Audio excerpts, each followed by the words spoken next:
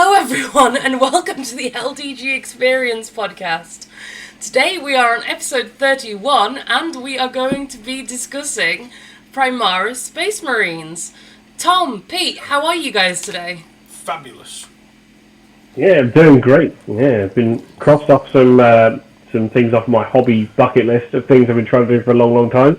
So yes, how many years? Fired up. How many years? Yes, 30 years I've been trying to achieve this thing. I've been painting Dark Angels for 30 years, and in that time, I have never managed to complete an entire squad of Deathwing Terminators.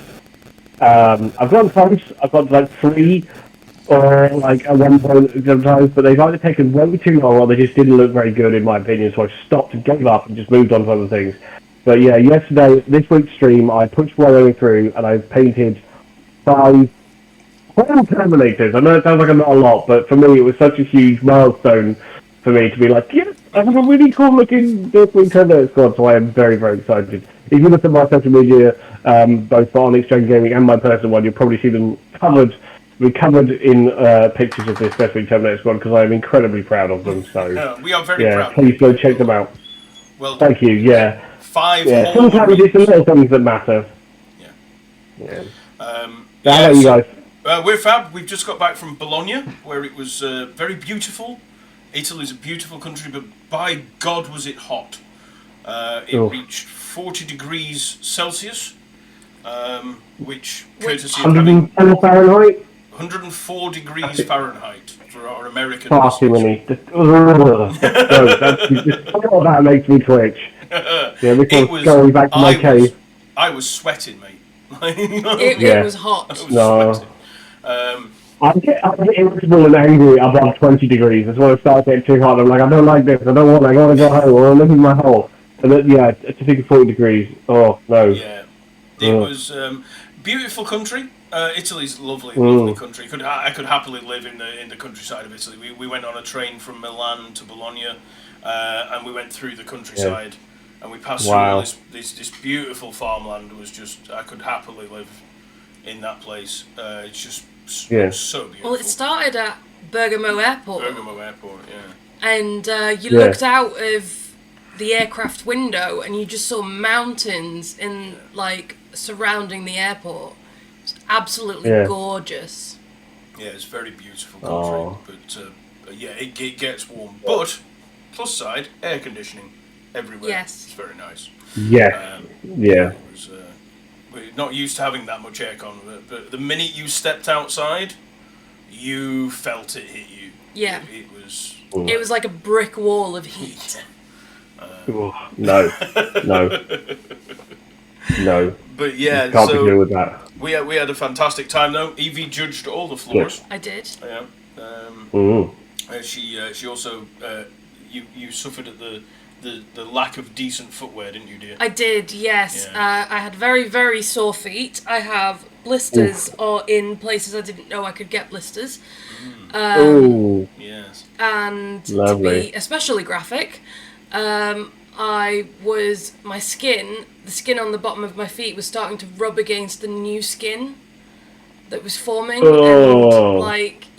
it was not nice. No. But no, we had a good time. It was fantastic. So. Yeah. At the end of each day, I was like, we need to get a taxi because I can't walk anymore. Yeah. Yeah. But yeah, so, anyway, I believe we have a topic of discussion, do you? Yes, so I do have a question for you both because I don't know this. Okay. So it goes to stand that maybe some of our listeners don't know this either.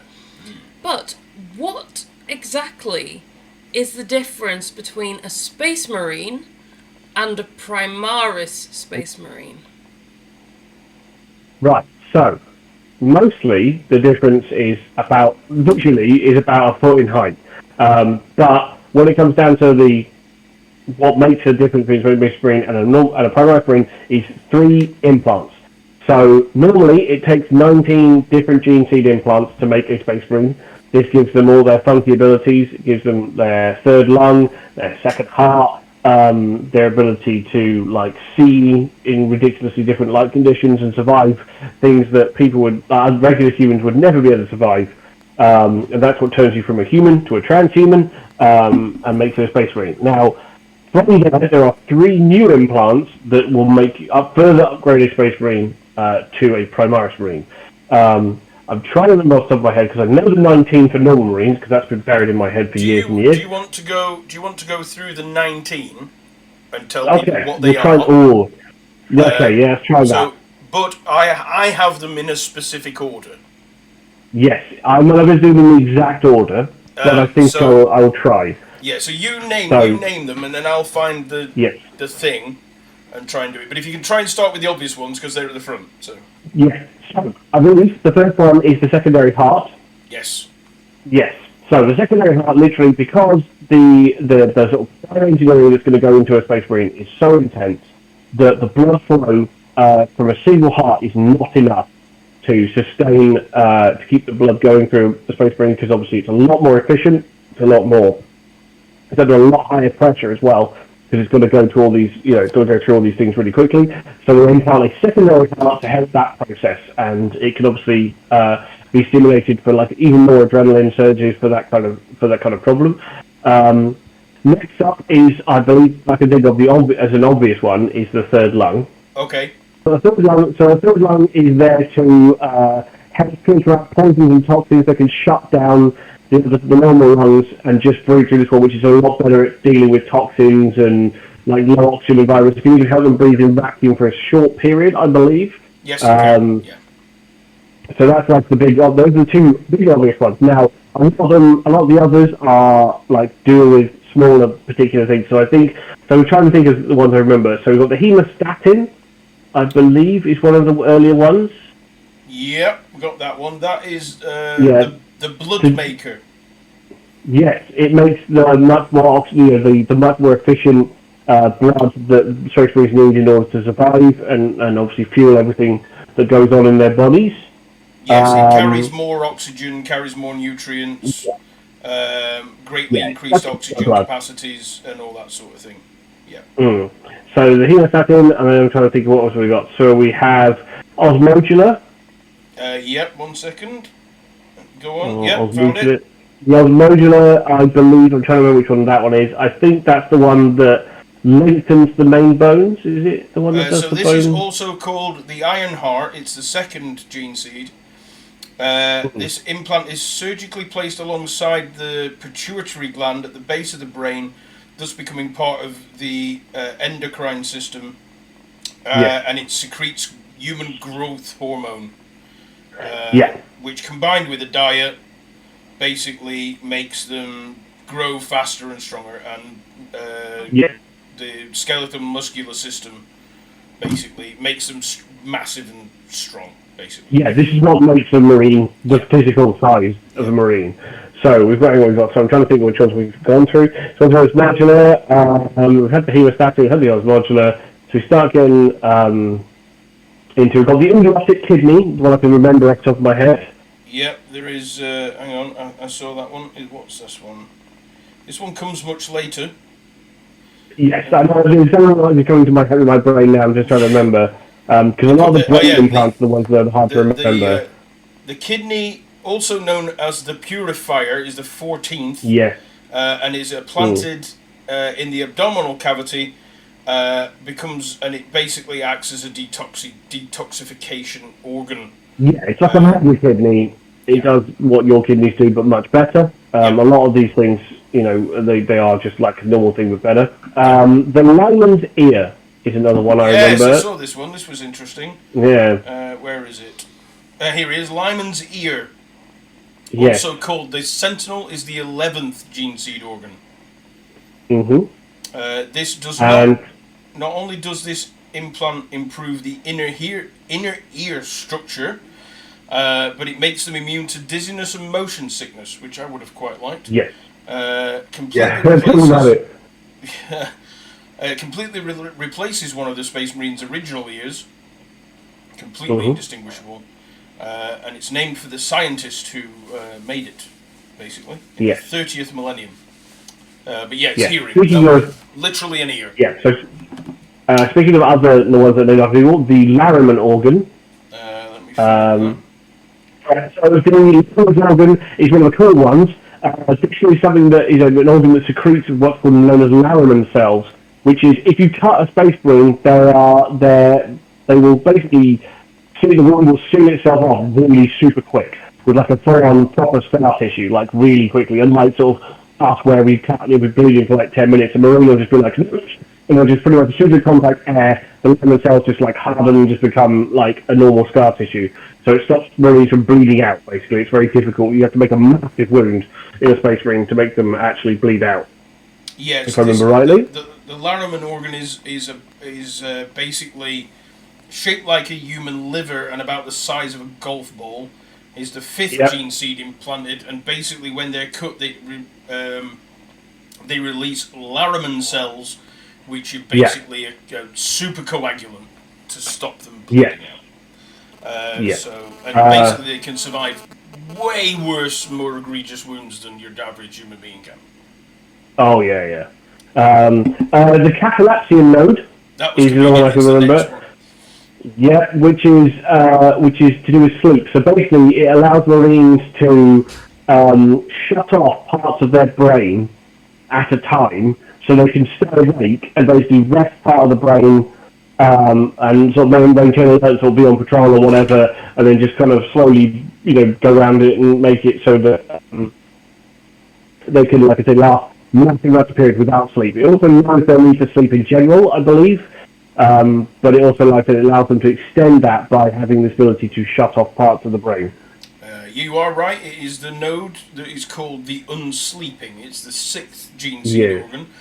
It's implanted in the back of the cerebellum, just above the brainstem. When deprived of sleep for a long period of time, the node cuts in, opening upon detecting a rise in the Astartes stress and fatigue hormones. This allows the Astartes to consciously switch off sections of the brain, as you said, while remaining awake and alert. This implant bears a resemblance to an ancient scientific theory as to how crustaceans known as bottlenose dolphins basically sleep. So they took it from dolphins, basically, who never sleep. They need to keep moving all the time, so they can shut off things. What is it? Cetaceans? What is that? What's that? Cetaceans. I read crustaceans. So that's whales and dolphins. Yeah. So that's how they sleep, and they took that from there. So it does say the longest any Space Marine has ever been on active combat duty without rest is 328 solar hours, achieved by a squad of the Crimson Fist kill team during a battle against the Orcs on Rin's World, which we discussed in a previous episode. Yep. What are we up to, Ben? 8. Keep going, Pete. Right, so Biscopia. It's a really boring one. I think it's one of the early ones. Biscopia. Yes. Oh yeah, got him. Yep, got that one. The third one. It's the hormonal one that regulates like the hormones, like the osmodular, and just helps with the muscle, the muscle growth. I think. Yes, you are correct. It's pretty boring. They also called the Forge of Strength, the third gene seed implanted, and it enhances the Space Marines' combat ability and survivability to superhuman levels. Should they live to become a full Astartes, because it is important that implanting these things kills the vast majority of the subjects. You start on about age 11, 12-ish, I believe, and then you get planted through till about the age of 16. It takes a few years to get through the various stages. They do them in batches. Unless you're the Blood Angels, I think they do it all in one go. Yeah, so it goes from chapter to chapter. I think the Angels, they put most of them in, and then they plunk them into a sarcophagus and just let you go. Yes. Yeah. Anyway, go on. What have we got next? We have the Oculobe. Which is, somewhere in the middle, I think. Yeah. Because it's the one that makes their eyesight super amazing, if I remember rightly. Oh, yeah, the Oculobe. Yeah. The Eye of Vengeance, this one is called, is the 10th gene seed implanted. Sits at the base of the brain. Did you get that on the 10th one as well? Oh, well done, Pete. You got that one on the 10th one. Yeah, boom.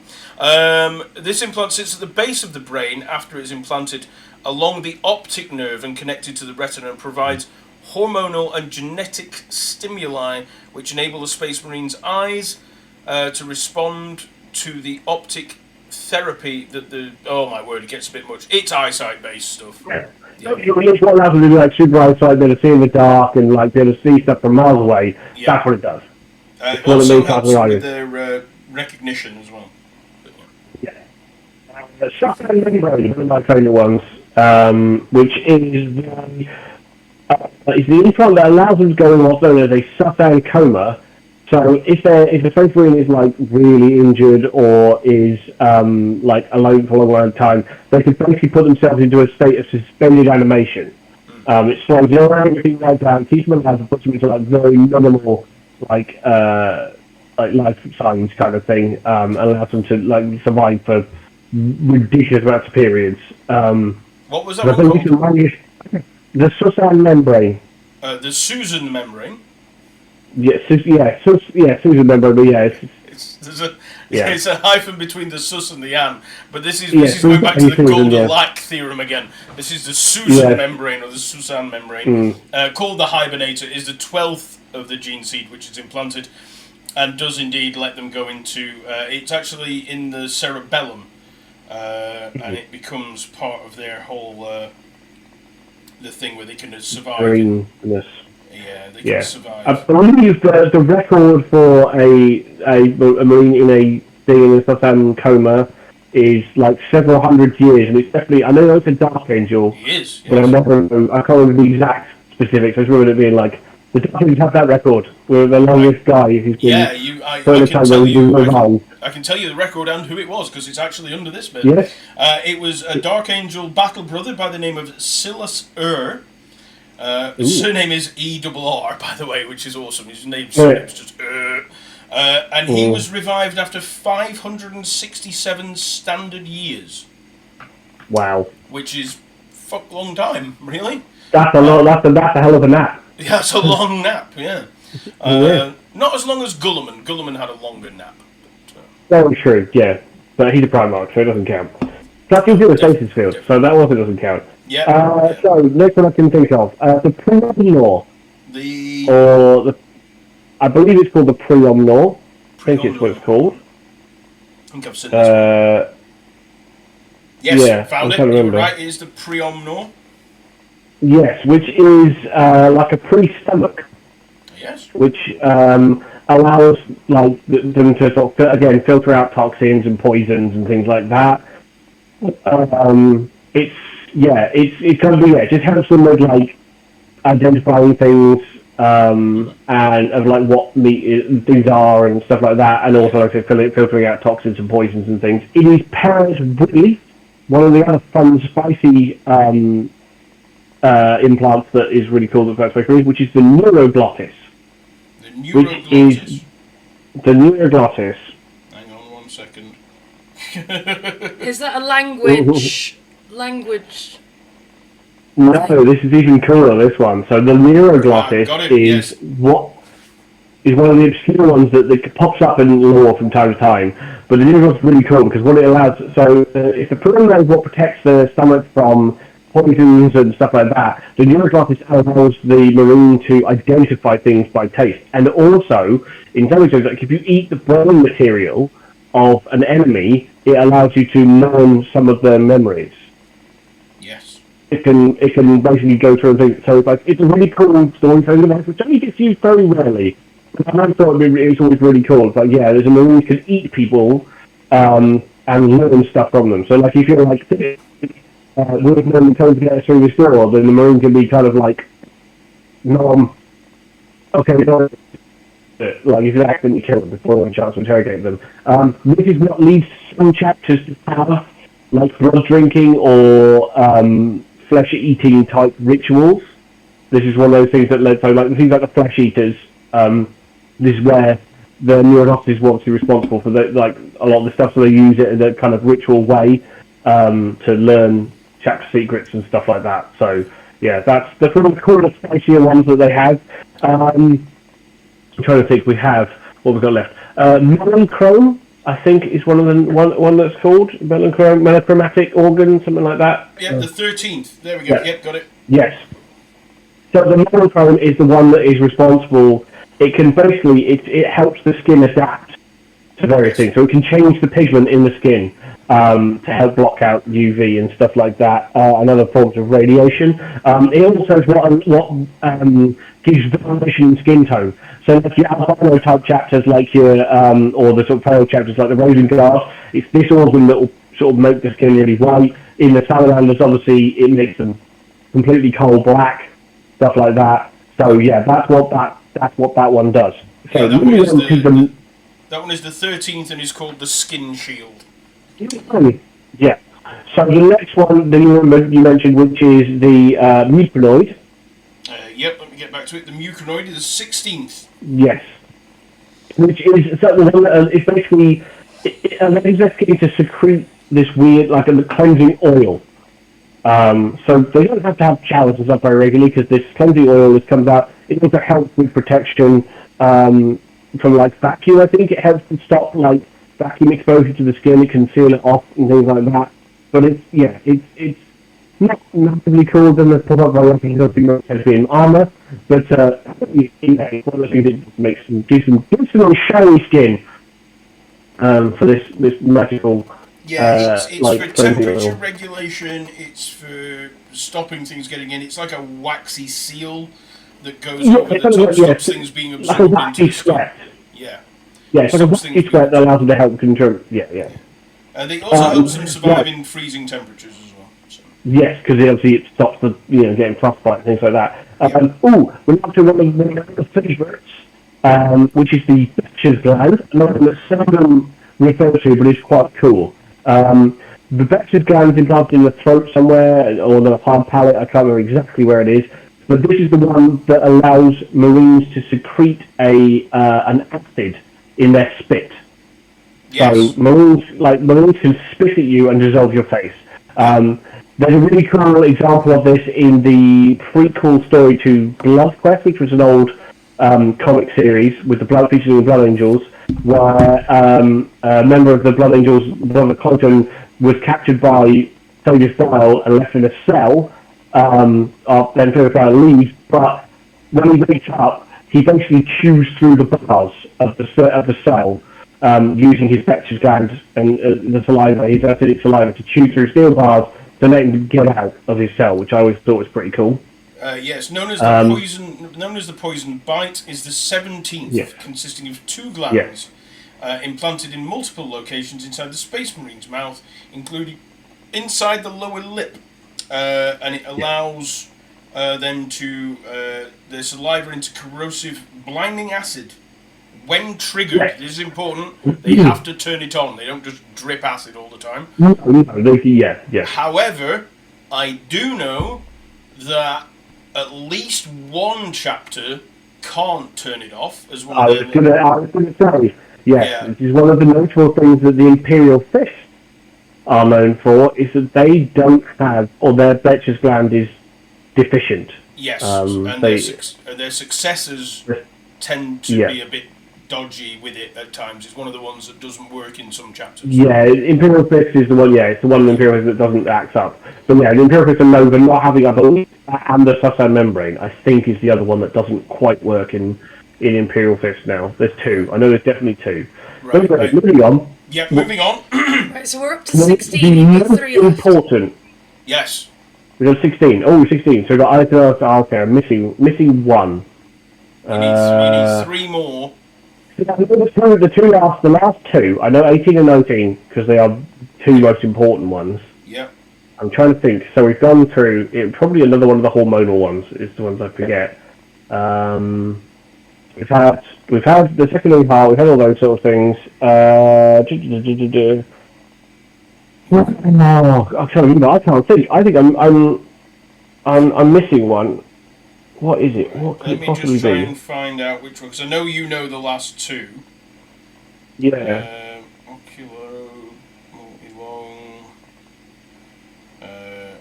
Oh, no, I know what it is now. Yeah, I got too confused. It's the Omophagia. Yes, I just found it as you remembered it. Yes. I got this confused with the neuroglottis. So the neuroglottis is a lot allows the marine to assess food when they're tasting it. So they can just to tell whether it's got nutrients in it or whether it's got deadly chemicals or things like that, because they can use it. Yeah. That's one of the ways they can use to stop the vicious glands. So like a thing poison a snake, the neuroglottis will go like, oh, no. And when they realise we'll put that in the vicious gland. It's the onophagia, is the one that's responsible for like being able to eat people's brains and learn things. Now Yes. I remember. I get this too confused. Designed to absorb information and any DNA, RNA, or protein sequence related to experience or memory, and is the 8th gene seed to be implanted, and is implanted in the spinal cord. Yes, because it sort of has all these nerve sheaths and things that go, that is, and that's where the memory is. We can find that out and put that in our... And so we go to the 18th one, Pete. Yes. The 18th, which is arguably the most important one from a chapter's point of view. These are the progenoid glands. Yes. I believe there are 2 progenoid glands, because I'm sure if I remember my history rightly. There are 2 progenoid glands. One is located in the neck, and one is located in the chest cavity somewhere. Yep. Some chapters will have the neck one removed, because the progenoid gland is what allows the chapter to make marines. The contained within the progenoid gland is the genetic material to make another set of marine organs, basically. Yes. So this is the thing. This is why the fast carriers always go out in the battlefield. You see them with their reductors, gauntlets, with the drills and things. That's so they can normally sort of drill through the hardened sheath of the marine's carapace and then remove the progenoid gland, and they usually have some sort of containers to keep them in, because this is the gene seed itself. Some chapters they will have the neck one removed like before they go out into battle, so they've always got at least one they can keep. So you've got 2 chances to make a new marine from a marine, basically. This is the one that's the most important from the point of view of the chapter. Because without it, they wouldn't be able to make new marines.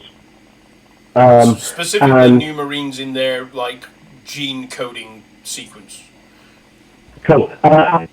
Final organ, this is what happens. So normally, most chapters, you'll have your first 18 will be put in over a series of years and through various trainings, and then you become a Space Marine scout.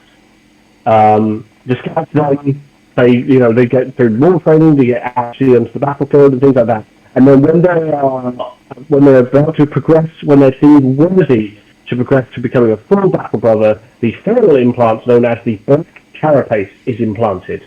This is very vicious and graphic when you think about how it works. Basically, what it is a subdermal layer, which means it's under the skin. This is it literally grows from these small plates under them, which they grow out across the body. And these form things like they form the connective jacks and things like that will allow a marine to basically to interact with his power armor. This is what turns the power armor from this is the battle, just wearing powered armor, which just helps them move and things like that a bit. This is what connects a marine to his armor. It's what allows him to be an extension of the marine himself. It's literally connected directly into his nervous system through all these implants. And when you see marines without their armor, you see this you'll see them throughout the skin and things like that. And this, like I said, this is the final implant. This is what allows them to become a full battle brother and for them to control their power armor properly, and be able to touch and things like that, and actually be able to feel the grip strength and all that sort of thing with their power armor. So that's the very important one. Space Marines can be very delicate with power armor, which other people can't. If you, for example, they can pick up a regular can and not crush it. They can delicately. Obviously, people who want to train can probably learn how to do that with power armor. So, the System of Battle, they will learn to do that. When they still don't have that instinctual level of control like you do with like we do with the ability to pick up things and grip things and stuff like that. It's what, and the ability to move in a completely smooth manner as well. Yeah, they can, Space Marines can move in like what is basically almost half a ton of power armor. They can move real fast. Yes, as if it's not, as if they're not wearing it at all.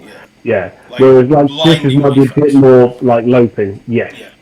It's one of the things that's very hard to put across in terms of like in a lot of books and novels and things, and in computer games, is that actually Marines are a lot faster than the regular humans. It's what makes people, part of the transhuman dread thing is like, how can something so big move so fast? Yeah. Because obviously you see things like Godzilla and things when they're moving, obviously, to them they're moving at normal speed, but obviously to move an arm that's like 30 feet long, at a decent speed, you're still moving it at 100 miles an hour, to move it that fast. But it looks from a distance like you.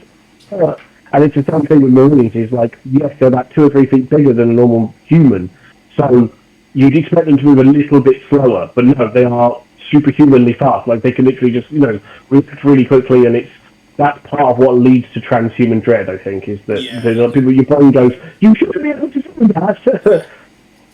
Okay. But also from a visual point of view, it's hard to show. Yeah, it's very hard to sort of put it into context. It's very hard to show in a novel or like a computer game, because the disconnect is there.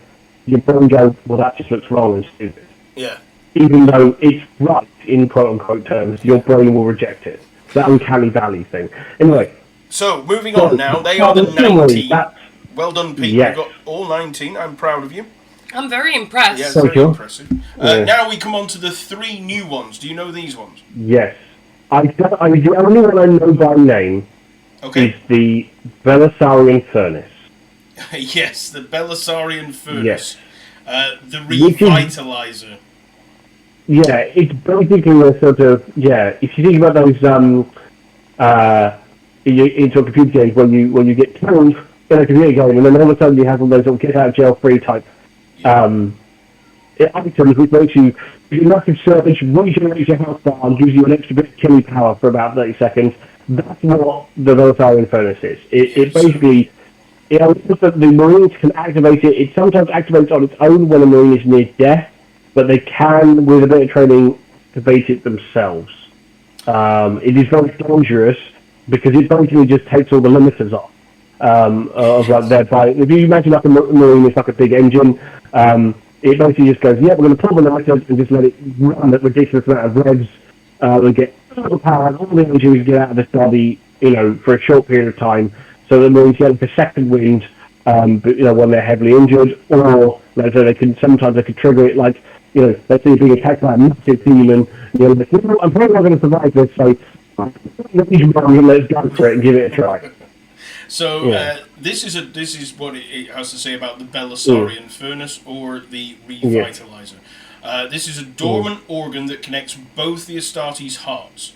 In times of extreme stress, or should the warrior's body undergo violent damaging trauma, it expels great bursts of self-synthesized chemicals. A hyper cocktail, not just a cocktail, a hyper cocktail. We're on mega pints again, aren't we? That stimulates the biological action of combat stims, while also aiding in the rapid regrowth of tissue, bone, and muscle. So it does actually heal them as well. The gland then falls dormant again and takes some time to metabolically build itself up once more before its next usage. So it's not a repeatable thing. They have to take the time to do it. So it's an interesting story in the novel War of Secrets. I think it's War of Secrets, which is the Dark Angel sort of Primaris novel where they kind of first introduced Primaris to Dark Angels, which is quite cool and shows a very Dark Angel-y attitude towards them. The thing with the Dark Angels is, when the Primaris turn up, they're obviously being Dark Angels like, we don't trust you because you're not from around here. So what they do, unbeknownst to the Primaris Marines, is they wipe their memories after every mission. So they send them out as and they're using cannon fodder. They're like, we don't care, they're not ours. So we send them out in the most dangerous places, and then they wipe their memory. Now, in the story, they start to catch on to this, and I think one of them, their Belisarian Furnace, is active during the process when they're being mind wiped, and it helps them survive. It helps them remember parts of it. So then, from then on, they go in. They're when they're about to go into the process, they're like, we want to remember this time. they actually stab themselves in the heart. Carefully, they're around like, okay, well, if we can activate the furnace, we'll be able to remember. So they're sort of like, in the room beforehand, and they're like, okay, 1, 2, 3. That's one of the things that allows them to remember, but I thought that was a cool little anecdote to share. It's a very interesting book, War of Secrets. Yes, it is good. It's good for that point of view. Yeah. So we also have the return of, like, for those people that's not speaking of Space Marines, we have Tau. For those people who remember the Fire Warrior game, yes, for the PlayStation, it's the return of Kais. Oh. The main character from that game is in that novel. Oh wow, I didn't know that. Yeah, he is the third after the game he got made like a canonical character in that he's actually the third pupil of Commander Puretide. So we've got like Starsight and Shadow Sun are like his two main pupils. They represent the Moltar and the Tyon strategies. Yes. Yeah. Kais represents the strategy of the Monat, the Lone Hunter. And they literally keep him on. He's really dangerous, so they keep him on ice. They literally keep him in a suspended animation tank, and then sort of just drop him on planet. That's the good stuff. That's pretty impressive. That's all good stuff. Cool. If you want to learn more about Guys, I recommend War of Secrets by Phil Kelly. Definitely. It's awesome. So the other two. Back to implants.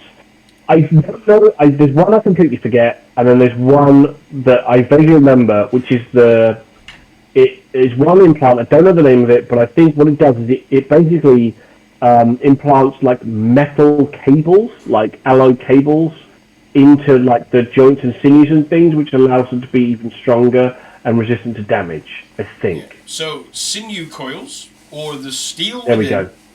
The Primaris Space Marine sinews are reinforced with a Dura metallic coil cables that can contract. God, cat. Contract with incredible force, magnifying his strength as well as giving his body another layer of defense. He can crush a man's skull, break through flak armor, or even bite through metal cable should the need arise. So that's the steel within. Yes. Yeah. Courtesy of. And then I genuinely cannot remember what the third one is. Okay, it's called the Magnificat, the amplifier, small thumb-sized lobe that is inserted into the brain's cortex, secretes hormones that increase the body's growth functions whilst also intensifying the function of its other transhuman implants, especially those of the Biscopia and the Osmundula. As a result, the Primaris Astartes are even taller by a Terran foot, approximately 0.31 meters. They are physically stronger, and this is but half of the true dual value of the Immortus gland, the God Maker that the Emperor created for his Primarchs. So that's what Belisarius stole from the Emperor. Wow.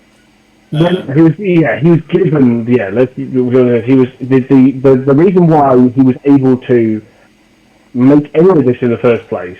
Belisarius who was the one that created the Primaris Marines, was he was given it's got some special name, but it's basically it's a roster of genetic material from all of the Primarchs. Yeah. So he was allowed to back, because obviously all Marines were created genetically from the Primarch's DNA. And he was given effectively the building blocks to go back to make these new improved Marines. Yeah. So I think this is a sort of a good time to get on to the bit where they came from and the why they came about. And this was after the Horus Heresy and before Rabute Guilliman was slashed across the throat by Fulgrim with the blade. Fulgrim, yeah. And he went to Belisarius Call and basically said, we're going to need something better than what we've got, essentially. Can you put in place this plan and go off and do this thing and make Marines using this information? And which is kind of the original law that they wrote for this. He gave Belisarius was like, hey. access to the Emperor's work, essentially, which nobody had before. It was all done in parts. So the reason why all these different glands and things are named after different people is that not a single Marine wasn't constructed by the Emperor. He gave the work to geneticists and to bioartificers and all this sort of thing. And hence why you've got them named after people, is because they are the ones that sort of finished that one part. And then the problem was the black carapace for the longest time. They couldn't stop it killing who it was implanted into until... So I think that's what we should leave off with, because that's a very important thing with the updated lore of Belisarius Cawl. So I think if we discuss Primaris Marines in a general terms now, we can move on to like a detailed history of Belisarius Cawl, because it's great. You need to know a bit about him to really make that make sense. But the original Space Marine project was overseen by many people under the leadership of a woman named Astarte. That's why they are named the Adeptus Astartes. Although she went a bit mental at the end of the project and realised that she thought that they'd created some horrible mutants, so she tried to blow them all up, which didn't really work, obviously, because the Custodian Guard and the Emperor were kind of onto her at that point. Oh right, okay. I didn't actually know that. Right, they did let it happen though. This is really interesting. It's from the novel Valdor. Which tells you all about. It's a very, very interesting novel because it talks about a lot. It's obviously the main character is Constantine Valdor, but it's mostly him being put on trial because by the head of the judiciary, because she thinks he is making a play for power because he eliminated the Thunder Warriors. Oh, I see. Okay. Because all the Thunder Warriors, the remaining Thunder Warriors, were all killed at Mount Ararat in Turkey. I believe Mount Ararat is in Turkey. Mount Ararat in Turkey, yeah. Supposedly where the Ark came to rest. But there was a massacre basically at Mount Ararat. The Custodians went in and killed all the Thunder Warriors. So very, very quickly, and there's a lot. In case anybody doesn't know, Thunder Warriors were the run into Space Marines. They're like the proto-Space Marine. They were the first sort of genetic enhanced warriors that the Emperor used to unify Terra, basically. Yeah. And they were unstable, basically. Very unstable. They were freaking mental. Yeah. So they were all eliminated. And the story basically is then is this woman being like, I think you're making a play for power, not realising that obviously Custodians have no interest in that. He's just doing what he's told. And the reason why he's doing it is they're making way for the Marines. And at the same time, Astarte's kind of losing her mind, and she basically tries to blow up the labs. Froze up. Let it happen as a cover. They use it as a cover because they've moved all the factories and stuff to Luna. So that's where all the Marines, all the gene stuff that is being made is on Luna. And they use the fact that the Imperial has been blown up, oh no, we can't use it anymore, as a way to start the secret grand project, which is the Webway Gate. Yes. So, that's kind of where that's a bit of a side where Party and the name...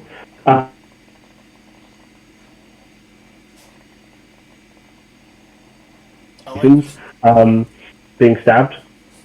He went to Belisarius Cawl and was like, hey, we could do with some better Marines.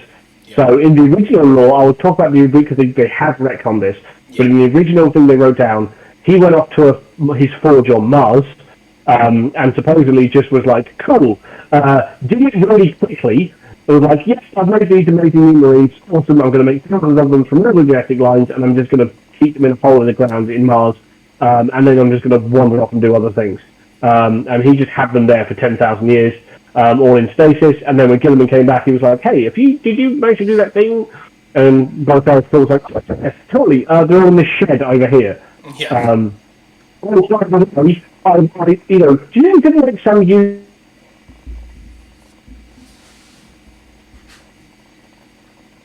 do that? And then Belisarius Cawl was like, Oh, okay. Cool. I totally went to making sure he locked down Shed 2, where he had them all. But yeah, so this Primaris is where, from GamesWorks' point of view, was a way to reboot Space Marines, make the miniatures more in scale, with obviously a lot of the newer models. They obviously you can see that they're a lot taller than the old Space Marines.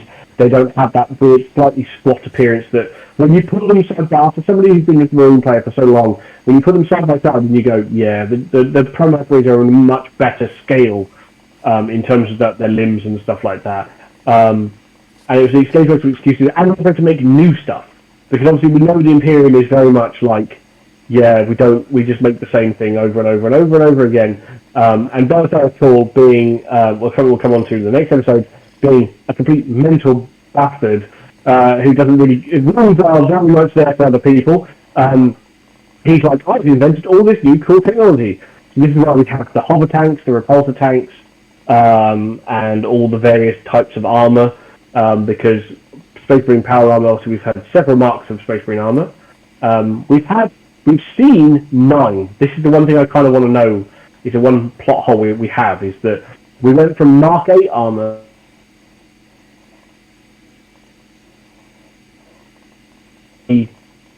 them 42, and then all of a sudden the Primaris turn up and they've got Mark 10, this new Mark 10 Tacitus armor, and which is apparently all modular and can do all these funky things. We don't know what happened to Mark 9. We've never seen it, we've never heard of it, no one has a Mark 9 suit of armor, so I'm like, what does that look like? Yeah, so the important thing to know why this got retconned, without going too deep into the actual outcome of the new bit, which we're going to cover next time, because I want to do Belisarius Cawl, because he is one of my favourite characters in 40k. Once they got around to actually fleshing him out properly, he has become a very interesting character. But when they first introduced him, he was just this kind of non-suit type character who was just like, I am the greatest person ever. I've been around since the heresy, and I can make all these amazing things that no one else can do. So importantly, on Mars, and it's like, that was the bit that's got everyone, a lot of people like me were like, the Martian priesthood hates it, like, they don't trust anybody, and they don't especially themselves, and the thought that you could do something as controversial as improve on Space Marines, something that Figure Star has been trying to do, bear in mind, for literal millennia, you could do it on a place like Mars, which is so heavily surveilled and spied upon, just made no sense to me.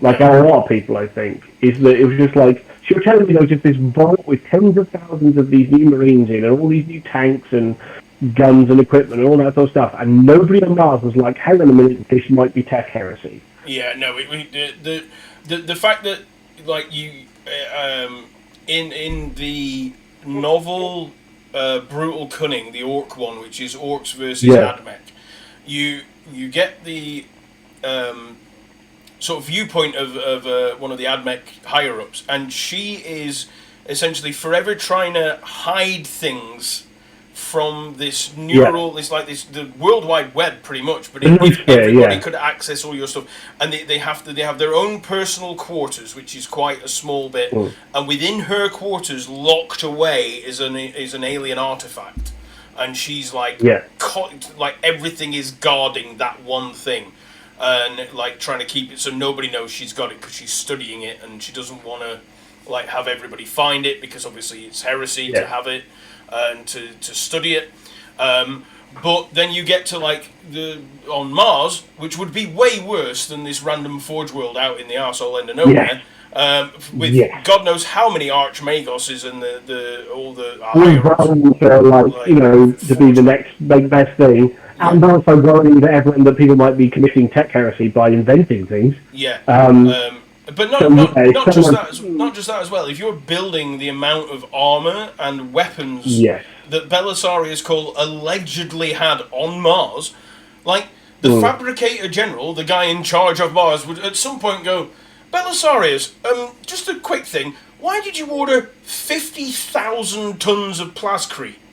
What are you doing with... What are you doing with the Robert Ceremony? You know, you put We're not seeing any output, mate. What is it you're actually doing? Yeah, what are you doing with you just ordered like a bunch of like bullets and like the components. They don't use black powder, but if the equivalent of you just have delivered shell casings. Yeah, what's going on?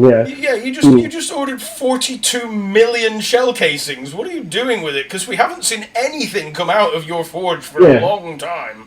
Like, it's been 8,000 years, Belisarius, and you've been putting orders in every week. We want to see something come out, mate.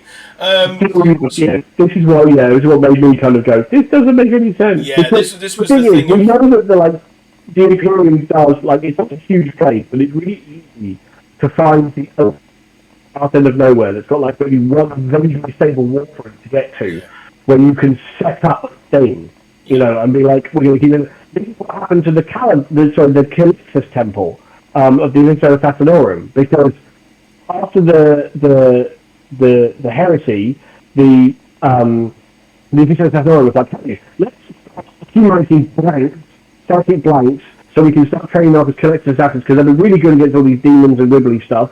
And they got so many of them together, that it was starting to block out the Astronomicus. So the Higher of the Terror were like, no, let's not do this, please. And so they took the Calixtus Temple and they literally just sent it out into the arse end, and they rebuilt it in the literal arse end of nowhere, where no one could detect the ridiculous number of blanks that would be in one place, because it would disrupt all that sort of stuff around it. So they basically put it right out in the middle of nowhere, so that people wouldn't be going past it going, that feels a bit weird. So the Imperium does kind of thing. They're like, we know that we can like have these research stations. There's obviously countless tales of Inquisitors being like, I'm just going to set up this thing over here. The Amphibian project springs to mind from the Forge World book. Yeah. Where Inquisitor basically was like, what would happen if they made Jurassic Park with Tyranids? Yeah. Jurassic Park with Tyranids, that's what would happen. Yeah, you can tell them Jurassic Park but with Tyranids out loud. You can guarantee you know exactly how that went down. Yeah, and it didn't help that when they sent someone to help them, they didn't tell them what they were doing until they got there. Yes, because also that was another internal experiment to see whether like that's the thing. Like the first of it is just loads of shit. Yep. It's just like, we test our new super soldier program by sending them to Jurassic Park with Tyranids. Because that was like the first thing when they sent the Elysian D-99 attachment in there to see how they would cope in this situation. And the same was true with the Red Scorpion Space Marine chapter. They said, then also being like, see how they react to this situation, and like we can monitor it. Yeah, because the Inquisition, lovely fellas, wonderful people. No, that one was best interest.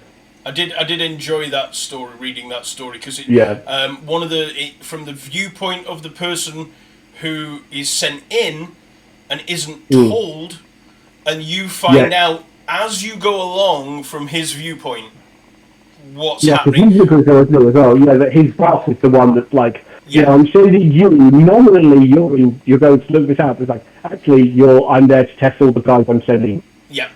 And it's as he's sending messages back going, bad shit happening, could do with some reinforcements.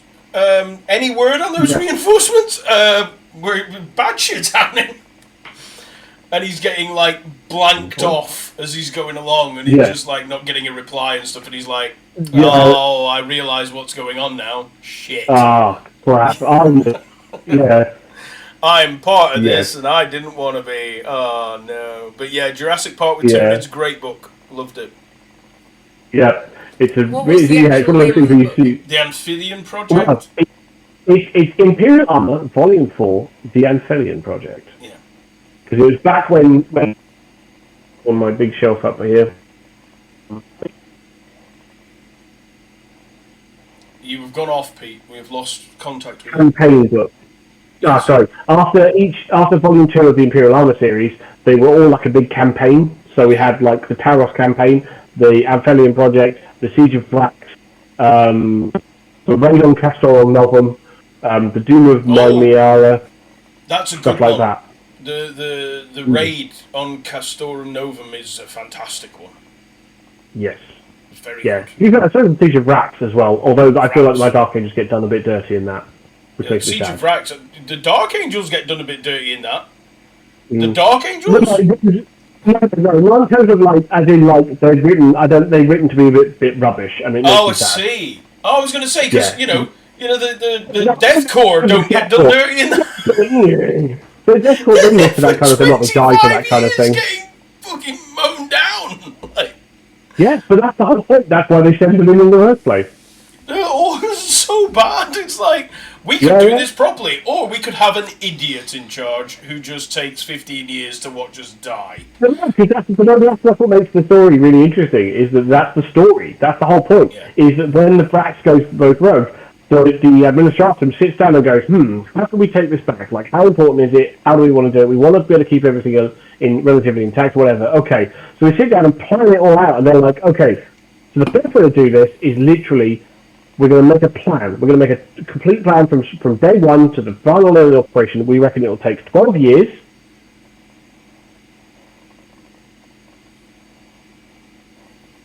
It's very much a good example of showing what the administration is capable of just going, okay, we plug all the numbers in, and we go, all right, then what we're going to do is we're going to ship 20,000 guardsmen there with like 5,000 guns or whatever it is, and they're going to shell every day for like the first 2 years, and we reckon after 2 years, that'll be enough for them to break through the first ring of defences, and then they're going to shell the next one and do all these attacks for like 5 more years. I mean, literally, it almost does go straight to plan. Like the first part of the Siege of Racks is in 3 parts. I think the first stage and second stage pretty much go according to plan. Like they're just like, yeah, we're making the progress, we're hitting our marks, we're doing the thing. It's just an absolute attrition fest. And it's not until other forces start coming up and messing with things that's when the plan goes awry. So, as far as I know, it's in 3 parts. It's given I think it was 15 years, it's 5 years, or I think it's like 2, 7, and the remainder, or some 9 or something like quick, yeah. And essentially, the first part goes pretty much according to plan, but then the commanding Alpha Legion turn up, I think. Yeah, so then the Alpha Legion start faffing around with something, and that brings in the Dark Angels, or a successor of the Dark Angels, I'm not sure which. It is the Dark. I think it's the successors and the Dark Angels as well. They sort of turn up, and obviously the Death Corps are like, fucking great, Space Marines, but they're not really... It's not what we're here for. Yeah, they're not following the plan, which is buggering up the plan. And then they start kind of going, oh, actually, if we want to achieve what we're going to do, we better like help them, I guess. You've got a Titan Legion who I'm pretty certain are hunting another Titan Legion on the planet. I think. Yeah, I can't remember that bit, but yeah. But all I remember is that then demons happen. Is basically the end game of this. Yeah. And then we get Grey Lords and the Red Scorpions come in for the final thrust. Yeah. But the thing I think is really funny, going back quickly, is like, when the Alpha Legion arrive, I love this, because Brax itself is like a big siege. The whole thing is literally a siege. It's called the Siege of Brax for a reason. The bad guys are all held up in this massive region, and they're laying siege to it over 12 years. The way the Alpha Legion get inside is they land basically painted up like Ultramarines. And they're all like, and they're like, all of the are like, yeah, and they're like, oh my god, they don't try to reach the fortress. They don't seem to be meeting a lot of resistance. Oh, wait, oh, no, they're inside now. Oh, wait, no, they're not that blue, they're different, they're green blue. Oh, crap. They're like, pretend to be Ultramarines, they're just all like, running through all the lines to get into the fortress. And they're like, yeah, you get in the place, and they're like, wait a minute. And that's how the game. I think it's quite funny. Yeah, it's a great series. If anybody wants to know about these ones, by the way, a Border Prince on YouTube's already done a really great read through of all of them as far as the actual. Just released a novel of the Death Corps version of Siege of Brax as well, I believe. He's turned it into a novel, so... Yeah, it's very, very good. But he's a guy called A Border Prince. He's very, very good at narration, isn't he? He's got a wonderful voice. But he does just takes those books, the Imperial Armor books, and he just reads them, so you get the whole thing. But whereas what we do is we dissect them a little bit and talk about the intricacies of the thing. So, but if you want the whole story, check him out. Give him a subscription. He's a great guy. I like his stuff a lot. But yeah, we're coming up to the end, because if we go any further with Primaris Marines, we have to get into the character of Belisarius Cole. Yeah. So what we're going to do is we're going to call it here, and next time we're going to discuss one of my favourite. I don't know if he is my favourite or one. Definitely up in my top 3 favourite characters in 40k, and that is the Archmagos Dominus Belisarius Cole, to give him his full title. So that is him. He is wonderful. He stars in a great book called The Great Works. If anybody's got a chance to listen to that or read that between now and next week, that will give you a really good idea of the stuff we're going to be covering. Because that is the book that fixes a lot of the problems with with Primaris Space Marines. As far as I'm concerned, anyway. Very I think much Peter agrees with me. But yeah, I think it's... 100%. That was the book that made me go, Belisarius Cole's this really weird ass-pull character that just appeared out of nowhere, to finally being like, oh no, he's just kind of cool. He's got a really cool thing going on, and it makes a lot more sense. Like, everything makes a lot more sense. Yeah, he pulled all the bits in, glued it all together in the correct ways, took out all the stupid "we did this on Mars over 10,000 years" nonsense that was impossible, and gave him, but he also gave him like a load of outs into other stuff later, just in case. But I'm not going to talk about that. But with that, we are going to sign off here. But before we do, please, ladies and gentlemen, if you do enjoy our beautiful voices or faces, we are, of course, on the YouTube, where you can only listen to us, because YouTube is weird. I don't know the bit that blows my mind every time I hear it. Yep, it's fantastic. Well, you can listen to us on YouTube, and if you could give us a subscription, we would very much appreciate it. Leave us a comment for any of our question and answers if you want to know that. For episode 40, we'll be doing a Q&A again, which I really enjoy, the Q&A sessions. I like they're always really good fun. You can find this podcast on Spotify, where you can view us. You can watch us on the Spotify. If you want to watch us on Spotify, you can. Don't ask me why you can't watch us on YouTube. It's technological, and I have no idea.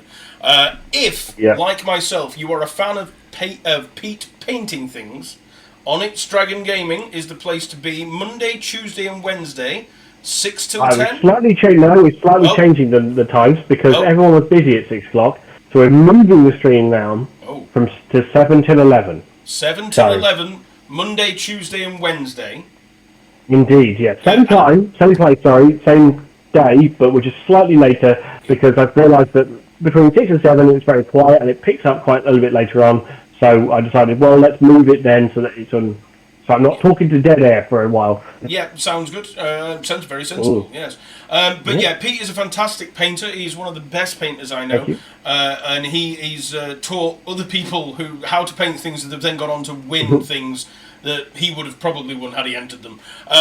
So he is Onyx Dragon Gaming on Twitch.tv, where you can find him Monday, Tuesday and Wednesday, 7 till 11. We are Lazy Dragon Gaming everywhere else on social media, Facebook, Instagram. We're not on X because we lost the login and we can't be bothered now. And our website, of course, is www.lazydragongaming.com, because that's nice and easy. But with that... Where you can sign up for the Pokemon pre-releases. Where you can sign up for Pokemon pre-releases, because we're now actually within time frame that I can do that. So by the time you can sign up for the upcoming Stellar Crown? Yep. Stellar Crown pre-release. There you go, you see. I remembered. I am good. There we go. But yes, with that, it is good night from me. It's good night from him. And it's good night from her. Good night. Goodbye, folks. See you all next time. Bye.